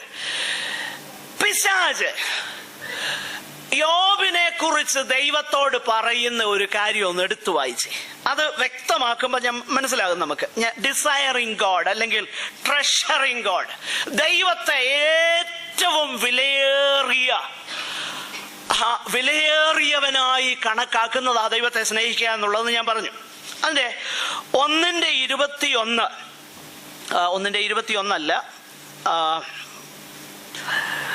അതിന്റെ യോബിന്റെ പുസ്തകം 1-ാം അധ്യായം. വെറുതെ അല്ല അവൻ ഭക്തനായിരിക്കുന്നത് എന്ന് അതിന്റെ 10-ാം വാക്യമാണെന്ന് തോന്നുന്നു. വായിച്ചേ.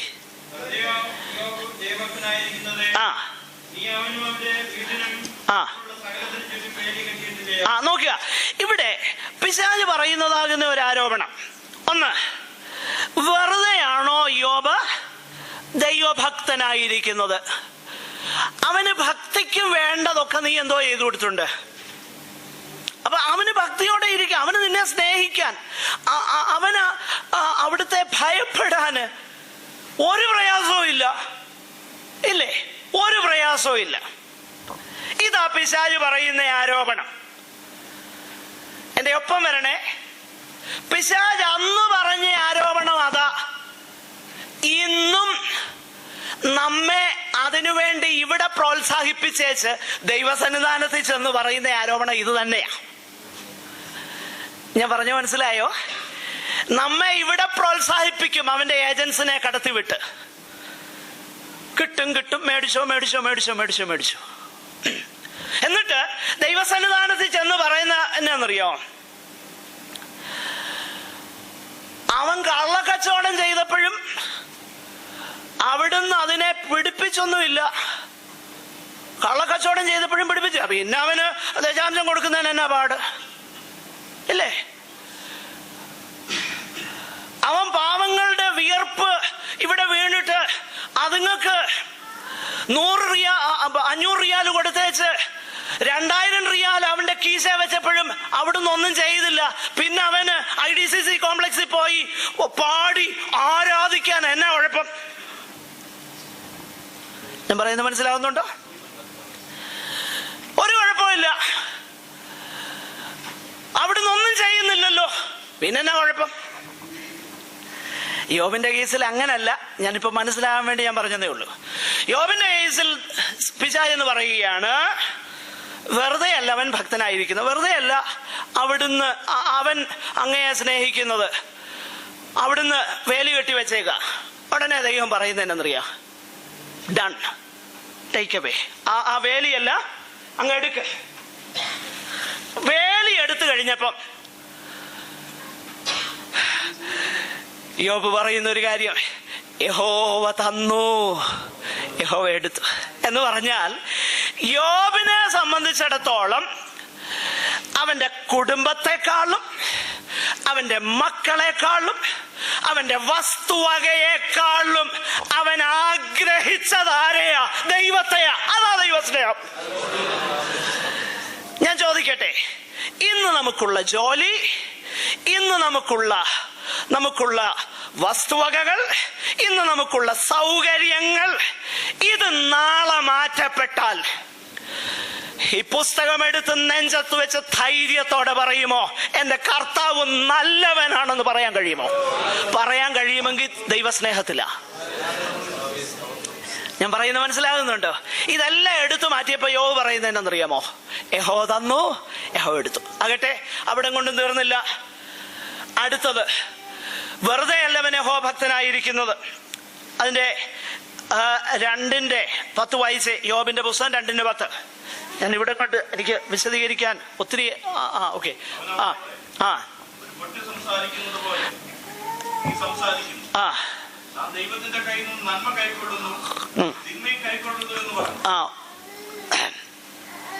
ഓക്കെ, അതിന്റെ 2:4 വായിച്ചേ. 2:4.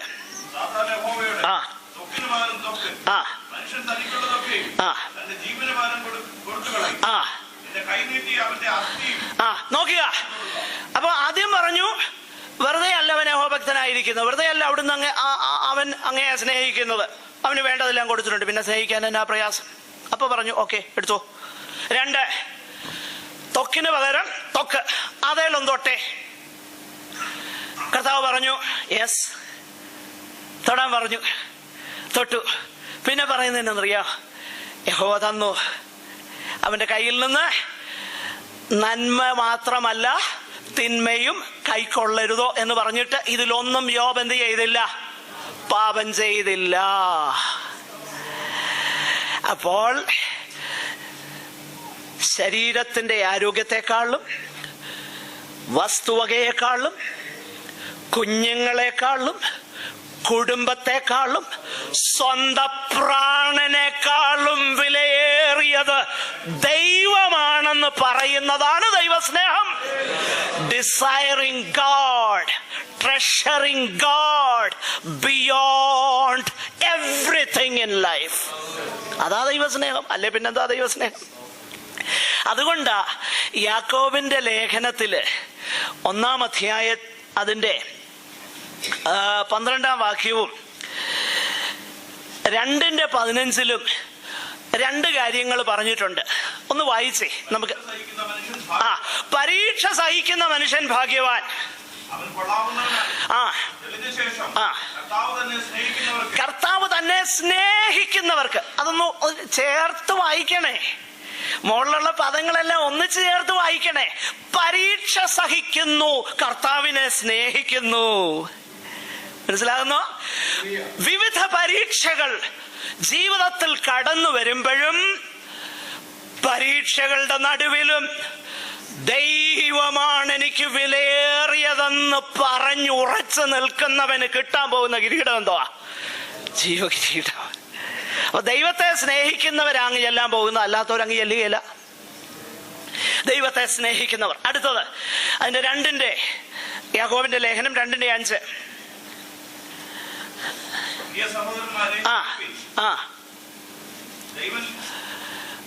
വായിച്ചോ ധൈര്യമായിട്ട് വായിച്ചോ. പുസ്തകത്തിലുള്ളതാ. നമ്മുടെ തിയോളജിക്ക് അത് ചേരുന്നല്ലേലും പുസ്തകത്തിലുള്ളതാ. ആരെ? ദരിദ്രരെ ഒന്നുമില്ലാത്തവനെ എന്താക്കി? വിശ്വാസത്തിൽ സമ്പന്നരും തന്നെ സ്നേഹിക്കും. അപ്പൊ ദരിദ്രന് ആരെ സ്നേഹിക്കാൻ കഴിയും? യഹോവ ഭക്തിയോട് ഇരുന്നിട്ട് ദരിദ്രനായിട്ട് കഴിയാൻ കഴിയും. മനസ്സിലായോ? യഹോവ ഭക്തി എന്ന് പറയുന്നത് ചിന്തിക്കുന്നതെല്ലാം കിട്ടാനുള്ള വഴി അല്ലെന്ന് വചനം പഠിപ്പിക്കുന്നു. പിശാചിന്റെ ഏജൻസ് വന്ന് പറയുന്നത് വിശ്വസിക്കരുതേ, വചനം പറയുന്നത് വിശ്വസിച്ചോണം. അപ്പൊ ദൈവത്തെ സ്നേഹിക്കുക എന്ന് പറഞ്ഞാൽ desiring God, loving God beyond his gifts. Yeshu അത് തന്നെയല്ലേ പറഞ്ഞേ? ഈ വാക്യം കൂടെ പറയാനേ എനിക്ക് നേരമുള്ളൂ. അയ്യോ, എനിക്കിത് വിശദീകരിക്കണമെന്ന് വലിയ താല്പര്യമുള്ള. സാരമില്ല, കർത്താവിന്റെ വരവ് താമസിച്ച് അടുത്ത ആഴ്ച വിശദീകരിക്കാം. മത്തായിയുടെ സുവിശേഷം 10:37-38 വായിച്ചേ. മത്തായിയുടെ സുവിശേഷം യേശു എന്താ പറഞ്ഞത്? ആ ആ എന്നേക്കാൾ അധികം അപ്പനെയോ പിന്നെ അമ്മയെയോ ആ മറ്റൊരിടത്ത് ലൂക്കോസിന്റെ സുവിശേഷത്തിൽ ഭാര്യയും പിള്ളേരെ എല്ലാം കൂടെ കൂട്ടിയാ പറഞ്ഞേക്കുന്നേ. എന്നേക്കാൾ ഉപരിയായിട്ട് പ്രിയപ്പെടുക എന്ന് പറഞ്ഞേക്കുന്നത് സ്നേഹിക്കുക എന്നാ അതിന്റെ അർത്ഥം അല്ലേ? പ്രിയപ്പെടുക. കർത്താവെ എനിക്ക് നിന്നോട് പ്രിയമുണ്ട് ഇല്ലേ? സ്നേഹിക്കുക. സ്നേഹിക്കുക. ഇംഗ്ലീഷ് വേദപുസ്തകത്തിൽ ലവ് എന്ന് തന്നെയാ പറഞ്ഞേക്കുന്നത്. ലവ്. എന്നേക്കാൾ ഉപരിയായിട്ട് ഇതിനെയൊന്നും സ്നേഹിക്കുന്നവൻ ആർക്ക് യോഗ്യനല്ല? എനിക്ക് യോഗ്യനല്ല, കർത്താവ് പറയുന്നു. അങ്ങനെയെങ്കിൽ ലവിങ് ഗോഡ് എന്ന് പറഞ്ഞാൽ എന്താ? ലവിങ് ഗോഡ് എന്ന് പറഞ്ഞാൽ നമ്മൾ ചിന്തിച്ചേക്കുന്നതിനേക്കാളും ആഴമാകുന്ന കാര്യമാണ് വേദപുസ്തകം പഠിപ്പിക്കുന്നത്. ദൈവത്തെ ഡിസയർ ചെയ്യുക. അതാണല്ലേ ദാവീദ് പറയുന്നത്, ദൈ loving kindness is better than life. നിന്റെ ദയ ജീവനേക്കാൾ നല്ലത്. ഓ, എൻ്റെ മജ്ജയും മാംസവും ഒക്കെ ഉണങ്ങി വരണ്ട് ഞാൻ ഇങ്ങനെ ഇരിക്കുക. പക്ഷെങ്കിൽ ഞാൻ ജീവനുള്ള ദൈവത്തിനായി ദാഹിക്കുന്നു. ഞാനത് ഓർക്കുമ്പം തന്നെ എൻ്റെ പ്രാണന് മജ്ജയും മേധസ്സും എന്നതുപോലെ തൃപ്തി വരുന്നു. Delighting in God, being satisfied in God. ദൈവത്തിൽ സംതൃപ്തമാകുക. ദൈവം മതി നമുക്ക്. ബാക്കിയൊക്കെ ജീവിതത്തിൽ കിട്ടുന്നത് ബോണസായിട്ട് കരുതി സ്തോത്രം ചെയ്തു. ബാക്കി സകലവും ബോണസാ കിട്ടുന്നതൊക്കെ. അതോർത്ത് സ്തോത്രം ചെയ്തു, നന്ദിയോടെ അനുഭവിച്ചോ, കുഴപ്പമില്ല. പക്ഷെങ്കിൽ ഇന്ന് അത് മുഴുവൻ പോയാലും നെഞ്ചത്ത് കൈവച്ച് പറയാൻ കഴിയണം, ദൈവം മതി എനിക്ക്. എൻ്റെ പ്രാണനേക്കാള്, എൻ്റെ സഹോദരങ്ങളെക്കാള്, എൻ്റെ വസ്തുവകയേക്കാള്, എൻ്റെ ഭാര്യയെക്കാള്, എൻ്റെ ഭർത്താവിനേക്കാള്, എൻ്റെ കുഞ്ഞിനേക്കാള്, എൻ്റെ ഇപ്പോഴത്തെ ജോലിയേക്കാളും, എനിക്കുള്ള ഇപ്പോഴത്തെ സൗകര്യങ്ങളെക്കാളും, ഇതെല്ലാം ഇന്ന് മാറ്റപ്പെട്ടാലും എൻ്റെ കർത്താവേ, നിന്നെ സ്നേഹിക്കാൻ എനിക്കൊരു ഹൃദയം തരണമേ. നമ്മുടെ കണ്ണുകൾ അടയ്ക്കാം, നമുക്ക് വീണ്ടും പ്രാർത്ഥിക്കാം.